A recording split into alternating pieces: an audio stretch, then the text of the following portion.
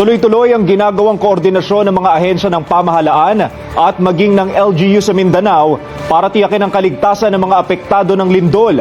Kabilang na mga ospital, gayon din ang mabilis na restoration ng kuryente sa rehiyon. Si Jinky Baticados, nakatutok.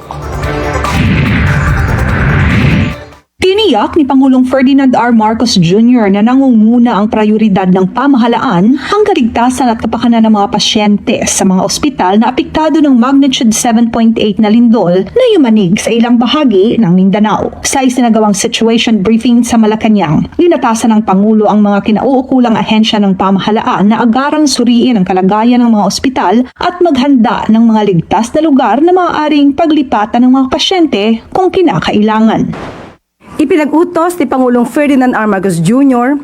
na siguraduhin ang kapakanan ng mga pasyente sa mga ospital na naapektuhan ng lindol sa Mindanao. Partikular na inutusan ng Pangulo ang DOH sa pangunguna ni Secretary Ted Herbosa at ang DPWH sa pangunguna ni Secretary Vince Dizon na magsagawa ng assessment sa lalong madaling panahon.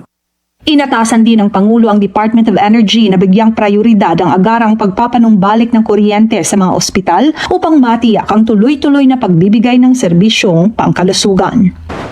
Ayon sa Pangulo, higit na nangangailangan ng agarang atensyon ang mga pasyente sa mga lugar na niyanig ng malakas na lindol. Nakipag-ugnayan din si Pangulong Marcos Jr. kay General Santos City Mayor Lori Pacquiao upang talakayin ang kalagayan sa mga apektadong lugar at ang mga agarang pangangailangan ng mga residente.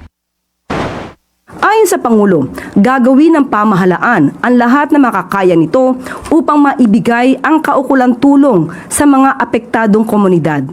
Samantala, patuloy ang paghahatid ng tulong ng DSWD sa pakikipagtulungan ng Philippine Air Force at Philippine Coast Guard upang maiparating ang mga relief supplies sa mga lugar na hindi pa maaabot ng mga sasakyan. Nag-deploy na rin ang sapat na medical supplies ang Department of Health habang patuloy ang koordinasyon ng Department of Education sa mga lokal na pamahalaan para sa kaligtasan ng mga mag-aaral. Iniulat din ng DICT na nananatiling matatag ang mga linya ng komunikasyon sa mga apektadong lugar habang patuloy ang pagpapanumbalik ng kuryente at pagbubukas ng mga nasirang kalsada sa pangunguna ng DOE at DPWH. Bilang karagdagang magandang balita, nananatiling ligtas at madaraanan ang Bukana Bridge sa Davao City na mahalaga sa paghahatid ng mga relief goods at emergency assistance.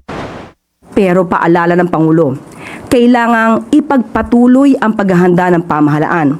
Laging isipin ang mga biktima ng mga sakuna at gawing motivation sa kanilang pagsisilbi sa bayan ang mga taong walang matulugan at walang makain sa mga oras ng sakuna. Sa kabila ng malakas na lindol, patuloy ang mga pinagsasama-samang pagkilos ng mga ahensya ng pamahalaan upang matiyak ang kaligtasan, kalusugan at kapakanan ng mga apektadong mamamayan sa Mindanao. Jinky Baticados, IBC News.